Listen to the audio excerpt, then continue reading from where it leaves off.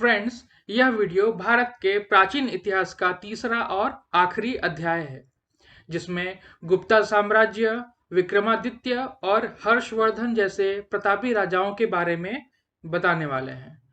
तो फ्रेंड्स, भाग 1 और भाग 2 को देखने के लिए डिस्क्रिप्शन में दिए हुए लिंक को क्लिक करें।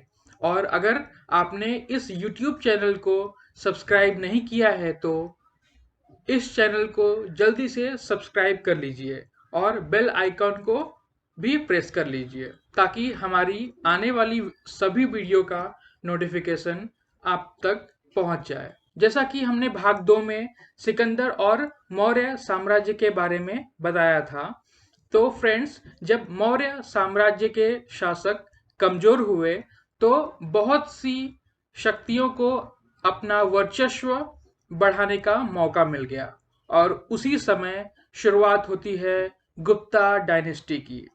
गुप्त साम्राज्य। कुषाणों के बाद गुप्त साम्राज्य अति महत्वपूर्ण साम्राज्य था। गुप्त अवधि को भारतीय इतिहास का स्वर्णिम युग कहा जाता है। गुप्त साम्राज्य का पहला प्रसिद्ध सम्राट घटोत्कच का पुत्र चंद्रगुप्त था। उसने कुमार देवी से विवाह किया, जो कि लिच्छवियों के प्रमुख की पुत्री थी। चंद्रगुप्त के जीवन में यह विवाह परिवर्तन लाने वाला था। उसे लिच्छवियों से पाटलिपुत्र दहेज में प्राप्त हुआ। पाटलिपुत्र से उसने अपने साम्राज्य की आधारशिला रखी। वह लिच्छवियों की मदद से बहुत से पड़ोसी राज्यों को जीतना शुरू किया। उसने मगध, जो आज का बिहार राज्य है, वह प्रयाग, साकेत पर शासन किया। चंद्रगुप्त को महाराजाधिराज की उपाधि से विभूषित किया गया था और उसने लगभग 15 वर्ष तक शासन किया। चंद्रगुप्त का उत्तराधिकारी 330 ईस्वी में समुद्रगुप्त हुआ, जिसने लगभग 50 वर्ष तक शासन किया।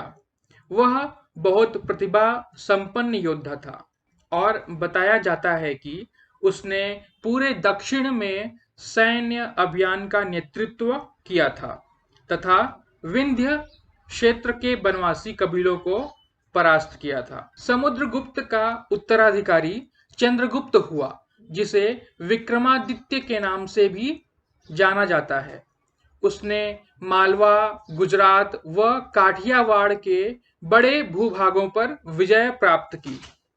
इससे उन्हें असाधारण धन प्राप्त हुआ और इससे गुप्त साम्राज्य की समृद्धि में वृद्धि हुई। इस अवधि के दौरान गुप्त राजाओं ने पश्चिमी देशों के साथ समुद्री व्यापार प्रारंभ कर दिया था। बहुत संभव है कि उसके शासनकाल में संस्कृत के महानतम कवि व नाटककार कालिदास व बहुत से दूसरे वैज्ञानिक व विद्वान फले फूले।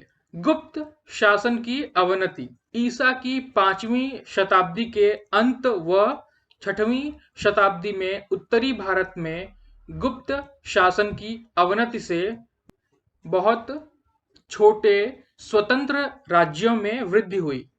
वह विदेशी हूणों के आक्रमणों को भी आकर्षित किया। हूणों का नेता तोरामोरा था। वह गुप्त साम्राज्य के बड़े हिस्से को हड़पने में सफल रहा। उसका पुत्र मिहिराकुल बहुत निर्दय व बर्बर तथा सबसे बुरा ज्ञात तानाशाह था। 2 स्थानीय शक्तिशाली राजकुमारों, मालवा के यशोधर्मन और मगध के बालादित्य ने उसकी शक्ति को कुचला तथा भारत में उसके साम्राज्य को समाप्त कर दिया। हर्षवर्धन। 7वीं सदी के प्रारंभ होने पर हर्षवर्धन ने अपने भाई राज्यवर्धन की मृत्यु होने पर थानेश्वर व कन्नौज की राजगद्दी संभाली। 612 ईस्वी तक उत्तर में अपना साम्राज्य सुदृढ़ कर लिया। 620 ईस्वी में हर्षवर्धन ने दक्षिण में चालुक्य साम्राज्य, जिस पर उस समय पुलकेशन द्वितीय का शासन था, पर आक्रमण कर दिया, परंतु हर्षवर्धन की हार हो गई। हर्षवर्धन की धार्मिक सहिष्णुता, प्रशासनिक दक्षता व राजनयिक संबंध बनाने की योग्यता जग जाहिर है। उसने चीन के साथ राजनयिक संबंध स्थापित किए, अपने राजदूत वहां भेजे, जिन्होंने चीनी राजाओं के साथ विचारों का आदान प्रदान किया तथा एक दूसरे के संबंध में अपनी जानकारी का विकास किया। चीनी यात्री वेन सान, जो उसके शासनकाल में भारत आया था, ने हर्षवर्धन के शासन के समय सामाजिक, आर्थिक व धार्मिक स्थितियों का सजीव वर्णन किया है। वह हर्षवर्धन की प्रशंसा की है। हर्षवर्धन की मृत्यु के बाद भारत एक बार फिर केंद्रीय सर्वोच्च शक्ति से वंचित हो गया। बादामी के चालुक्य 6वीं और 8वीं ईस्वी के दौरान दक्षिण भारत में चालुक्य बड़े शक्तिशाली थे।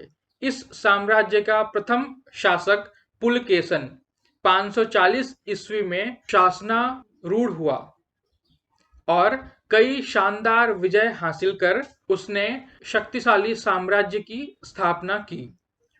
उसके पुत्रों कीर्तिवर्मन व मंगलेशा ने कोंकण के मौर्यन सहित अपने पड़ोसियों के साथ कई युद्ध करके सफलताएं अर्जित की व राज्य का विस्तार किया। कीर्तिवर्मन का पुत्र पुलकेशन द्वितीय चालुक्य साम्राज्य के महान शासकों में से एक था।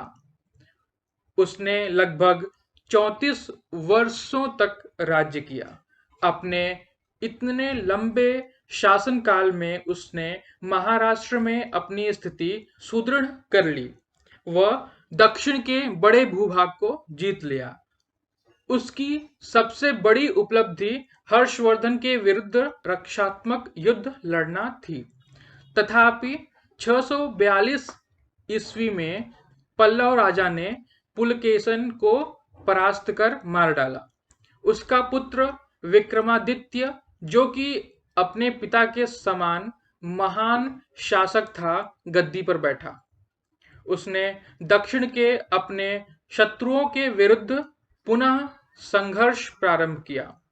उसने चालुक्यों के पुराने वैभव को काफी हद तक पुनः प्राप्त किया, यहाँ तक कि उसका परपोता विक्रमादित्य द्वितीय भी महान योद्धा था। 753 ईस्वी में विक्रमादित्य व उसके पुत्र का दंत दुर्गा नाम के एक सरदार ने तख्ता पलट दिया। उसने महाराष्ट्र व कर्नाटक में एक और महान साम्राज्य की स्थापना की, जो राष्ट्रकूट कहलाया। कांची के पल्लव 6वीं सदी की अंतिम चौथाई में पल्लव राजा सिंह विष्णु शक्तिशाली हुआ तथा कृष्णा व कावेरी नदियों के बीच के क्षेत्र को जीत लिया। उसका पुत्र व उत्तराधिकारी महेंद्र वर्मन प्रतिभाशाली व्यक्ति था, जो दुर्भाग्य से चालुक्य राजा पुलकेशन द्वितीय के हाथों परास्त होकर अपने राज्य के उत्तरी भाग को खो बैठा। परंतु उसके पुत्र नरसिंह वर्मन प्रथम ने चालुक्य शक्ति का दमन कर दिया। पल्लव राज्य नरसिंह वर्मन द्वितीय के शासनकाल में अपने चरमोत्कर्ष पर पहुंचा। वह अपनी स्थापत्य कला की उपलब्धियों के लिए प्रसिद्ध था। उसने बहुत से मंदिरों का निर्माण करवाया तथा उसके समय में कला व साहित्य फला फूला। संस्कृत के महान विद्वान दानदीन उसके राज दरबार में रहते थे। तथापि उसकी मृत्यु के बाद पल्लव साम्राज्य की अवनति हो गई। समय के साथ साथ यह मात्र स्थानीय कबीले की शक्ति के रूप में रह गया। आखिरकार चोल राजा ने 9वीं ईस्वी के समापन के आसपास पल्लव राजा अपराजित को परास्त कर दिया और उसका साम्राज्य हथिया लिया। भारत के प्राचीन इतिहास ने कई साम्राज्यों, जिन्होंने अपनी ऐसी बपौती पीछे छोड़ी है जो भारत के स्वर्णिम इतिहास में अभी भी गूंज रही है, का उत्थान व पतन देखा है। 9वीं ईस्वी के समाप्त होते होते भारत का मध्यकालीन इतिहास पाला, सेना प्रतिहार और राष्ट्रकूट आदि आदि उत्थानों से प्रारंभ होता है। पूरा वीडियो देखने के लिए आप सभी का धन्यवाद। ऐसी और इंटरेस्टिंग वीडियो देखने के लिए हमारे YouTube चैनल को सब्सक्राइब करें और लेटेस्ट वीडियो का नोटिफिकेशन पाने के लिए बेल आइकॉन ज़रूर दबाएं, जिससे हमारी वीडियो आप तक पहुंचेगी सबसे पहले।